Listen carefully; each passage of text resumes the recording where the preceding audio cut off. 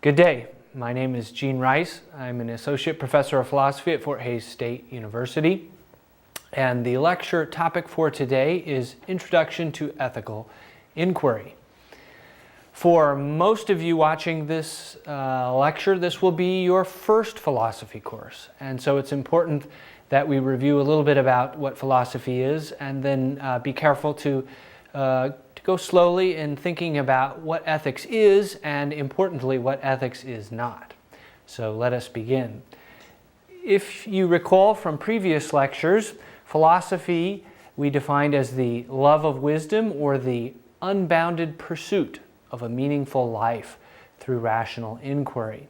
And we noted that philosophers tackle all the big questions. What is a meaningful life? What ought we to do and how should we live? We also noted that philosophers generally break down various kinds of questions into three areas. The first of those three areas is the area of metaphysics, which deals with questions about what is ultimately real. Questions about, for example, whether God is ultimately real, whether subjective experiences of color or feeling exist outside of the mind or can be reducible to other brain states. The second general type of philosophy question are questions of knowledge. Those go by the fancy name of epistemology, but basically those are questions about how we know, how we can separate true things from false things. The third area is value theory, and this is where we're going to spend most of our time today. If we look at the category of value theory, we find that that also has many subcategorizations underneath it. For example, aesthetics, which is the study of artistic value or beauty. You may have heard the claim that beauty is in the eye of the beholder. That's an aesthetic claim, a claim about the existence or the generation of beauty. Also under the category of value theory, we find moral and ethical philosophy, which of course where we'll spend some time today. And also under this category you will find social and political philosophy, which are the study of normative and conceptual questions having to do with coercive institutions. Primarily government, but also families. Families are definitely coercive institutions where parents give value or set out values for their children.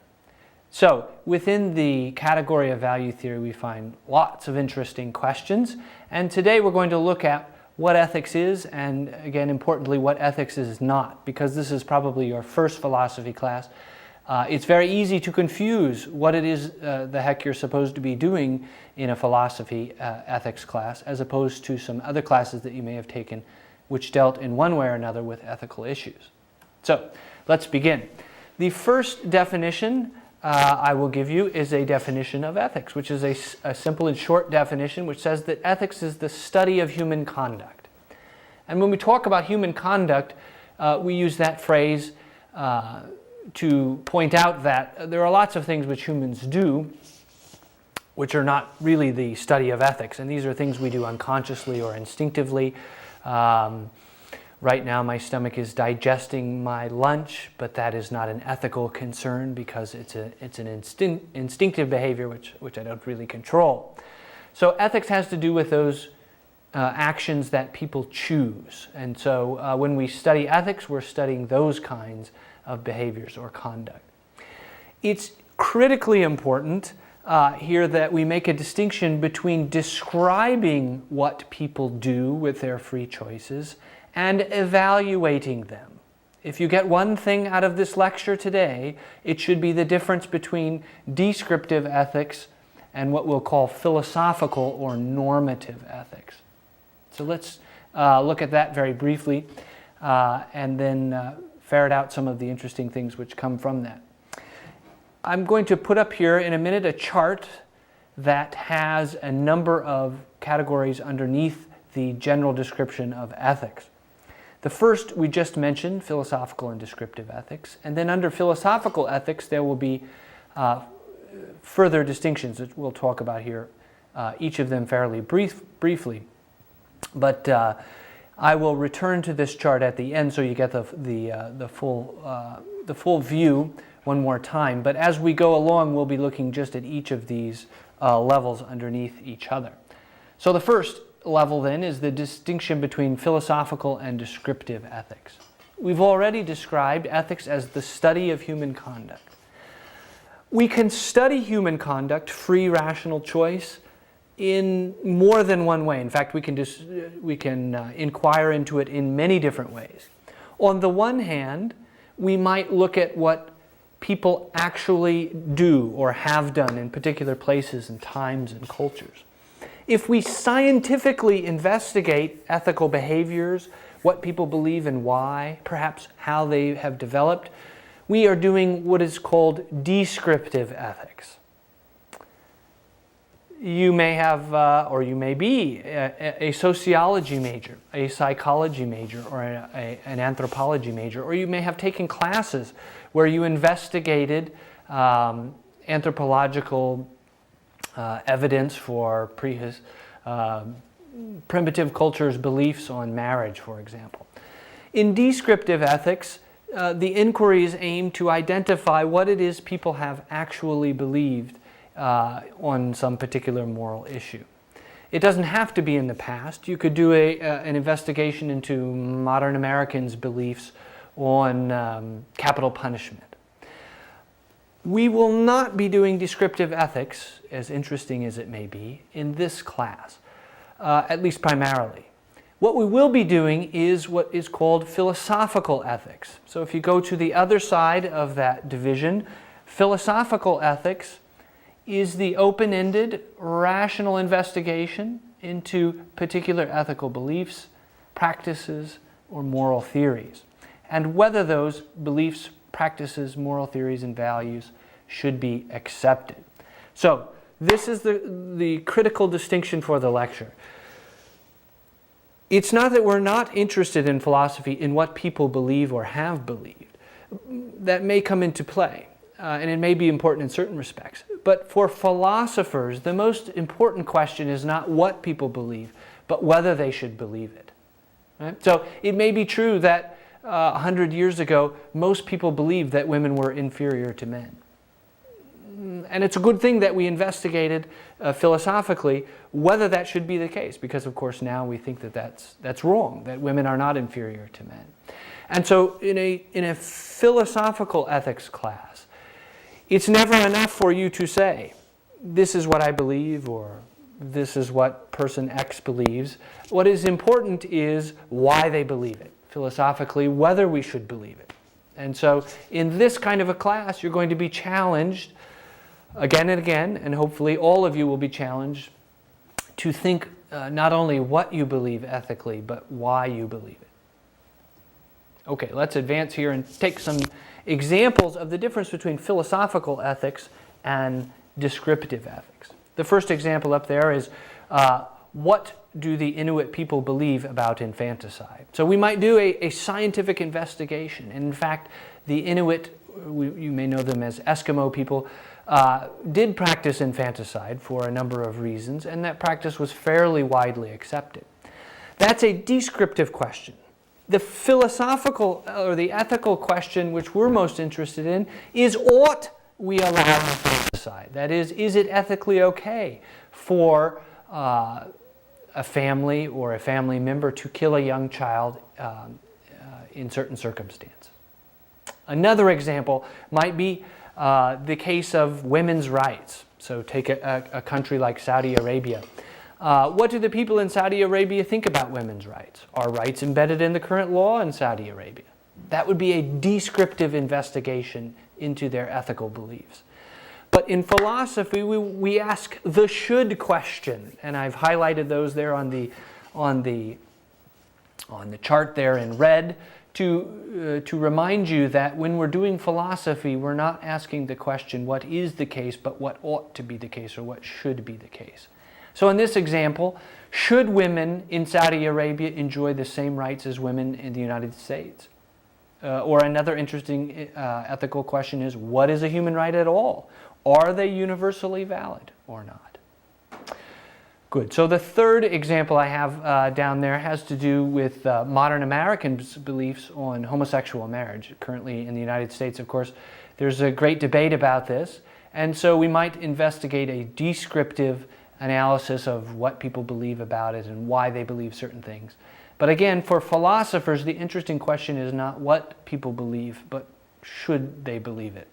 And so we are doing philosophical ethics when we ask the question, should we allow homosexual marriage?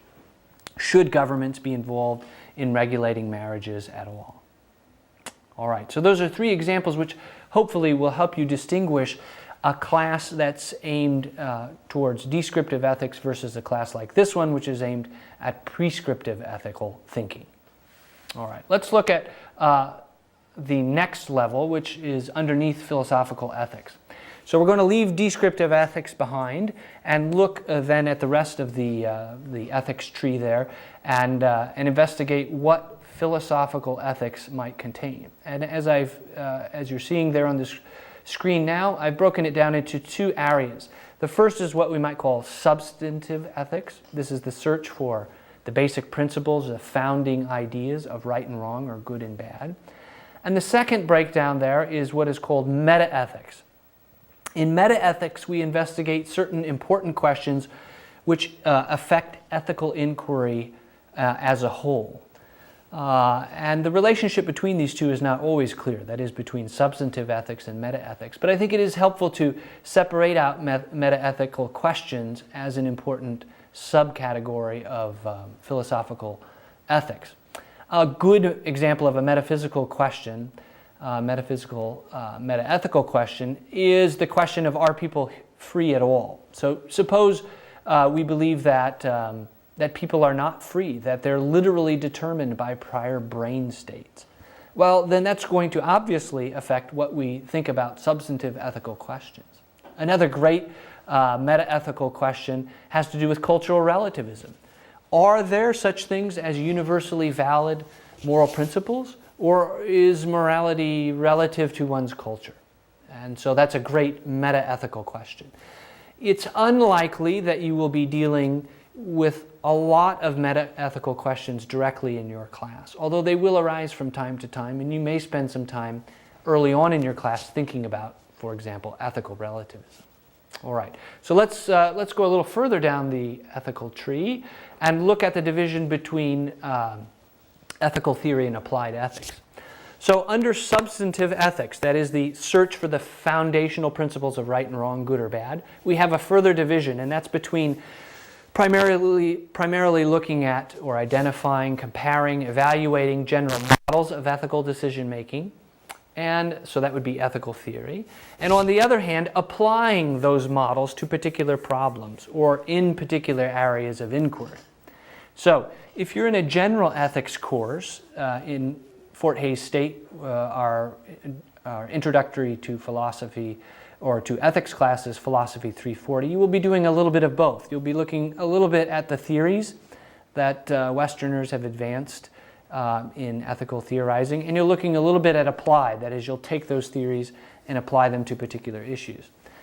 If you're watching this lecture as a part of IDS 400 Bioethics or IDS 401 Ethics in the Professions and Business, you're going to get a little bit of theory, but you're probably also going to spend more time on the applied issues. That is, you'll take some of the theories and apply them to particular issues in your discipline or in business or in the professions. And you'll also spend comparatively more time looking at what are some of the ethical dilemmas which arise in business or in bioethics, as opposed to spending all of your time on theory. So nonetheless, I think that's a helpful distinction to keep in mind as you go through the course, whether you're doing ethical theory at any particular moment or whether you're looking more directly at applying a theory or an approach to a particular problem. All right, so that fills out then our ethics chart, which we'll put up there again for you.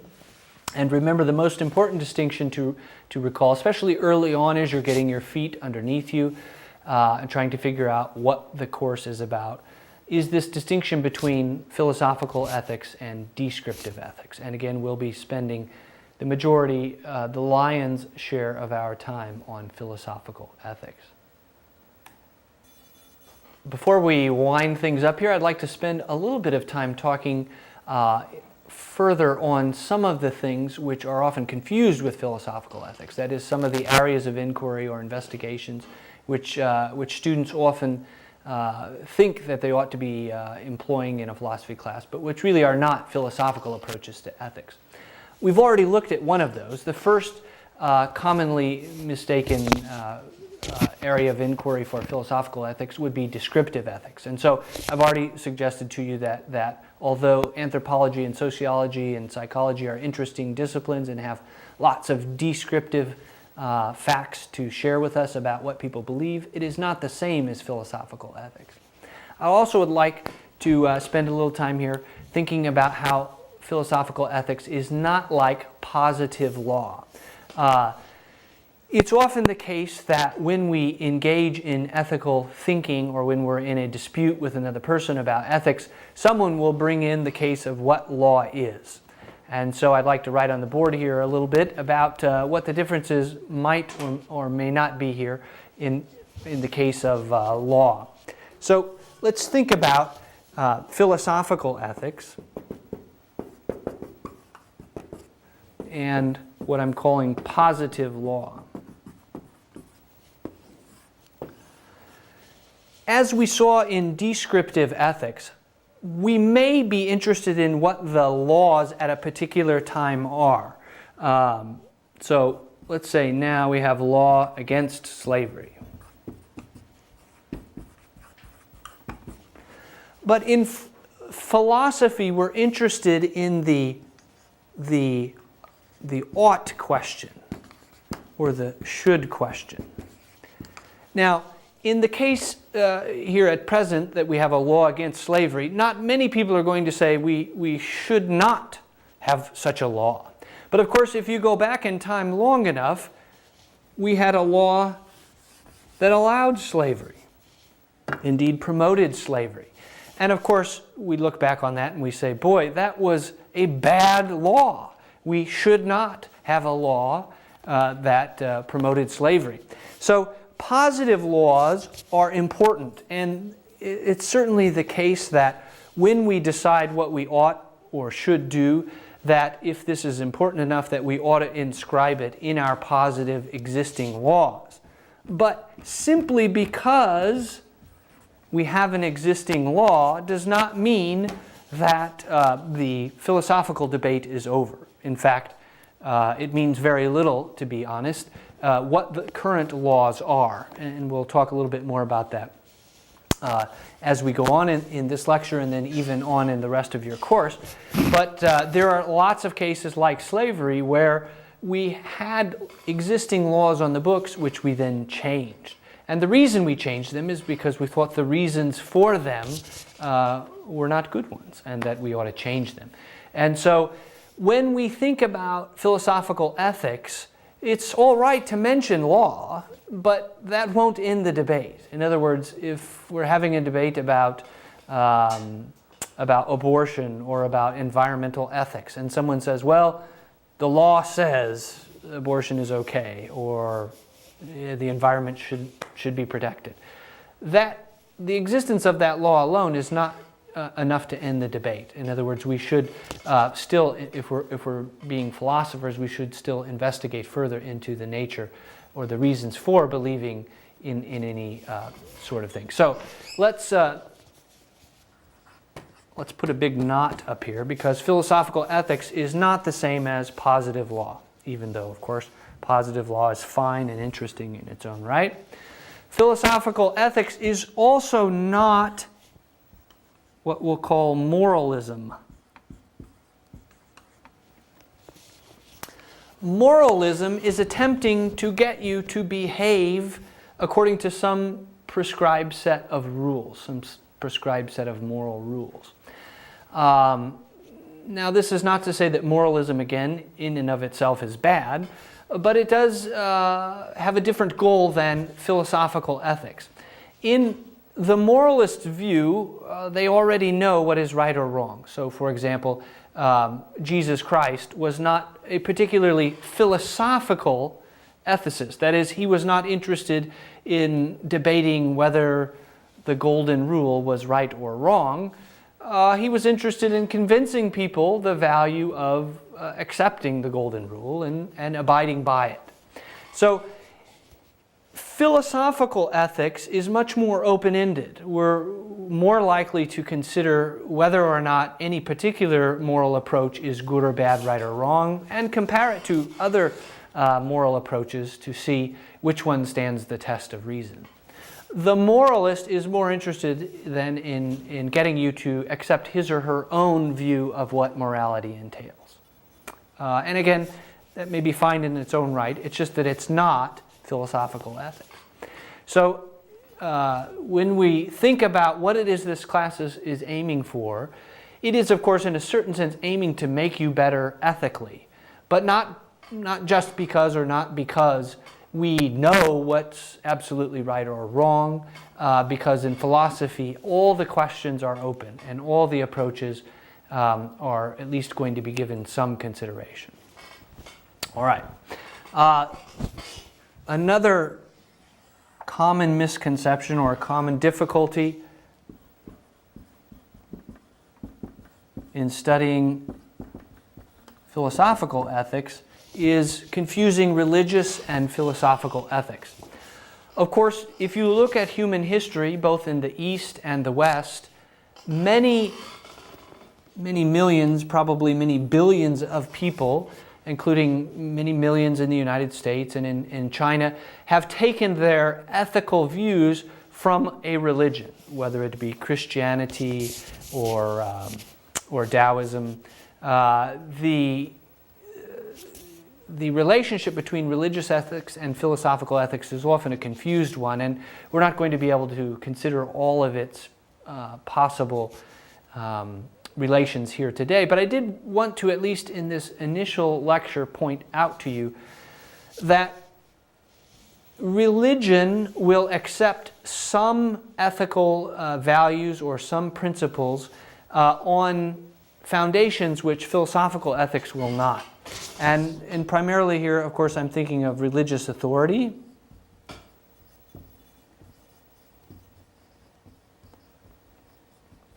or scriptural authority, or religious experience.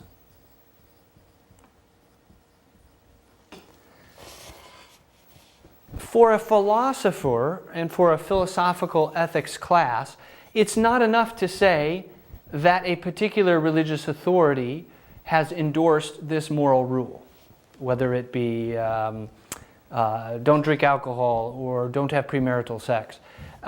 Nor is it enough to say that we've had a private religious experience and God or some religious deity has told us that we should accept a particular value or do a particular thing or avoid a particular action. For philosophical inquiry, we always want to know what are the reasons, right? What are the reasons? And it is these then that form the foundation of our evaluation. And so it's often the case that people who are involved in religious ethics will have some reasons, some independent reasons, that is, reasons which do not involve purely religious authority or private religious experience, to back up their views. So it's often the case that we might initially have believed something only because of our religious beliefs, but then we can also think of some reasons why people should do this or should avoid this. And so, again, in this class, it may be that a lot of your views initially, or at least some of them, would be primarily justified by religion, and that's fine to voice them, but we always want to know why you believe that, right? And usually it will be some mixture of reasons which involve these sorts of considerations: religious experience, religious authority, and some other reasons as well. And as philosophers, we will be asking you to concentrate on those kinds of reasons. Okay, the last thing which philosophy is not is etiquette. And I'm running out of board space here, so I won't bother to write that down. But we all have, as products of our culture, various beliefs about what is proper way to behave in social situations, in all kinds of situations. In America, the proper etiquette for greeting another person is the handshake. Here you can take some of my germs and I'll take yours. In China, it may be a bow or some other form of noting the other person's presence. In France, we might kiss each other on the cheek 2 or 3 times. These are ways of culturally accepted ways of acknowledging the presence of another. They are not themselves moral issues. That is to say, etiquette varies from culture to culture. How we dress, whether we wear hats inside or out, whether we can put our elbows on the table at Thanksgiving dinner, whether we can eat with our hands, or whether we're supposed to use knives and forks and spoons, or some other utensil. These are issues of etiquette, and although they can sometimes be turned into moral issues, they're primarily not philosophical issues in the sense we have outlined here today. So these are some 3 or 4 or 5 areas of inquiry which are not philosophical ethics. And again, I do this primarily to hopefully steer you in the right direction and to improve your understanding of what the course is supposed to be, and also to help you to do some philosophy. That is to start thinking about the reasons why and to compare and contrast them, and to be open to the biggest and hardest questions that you encounter as an ethical being. So this ends our little mini lecture here, and I wish you luck in your ethical inquiry.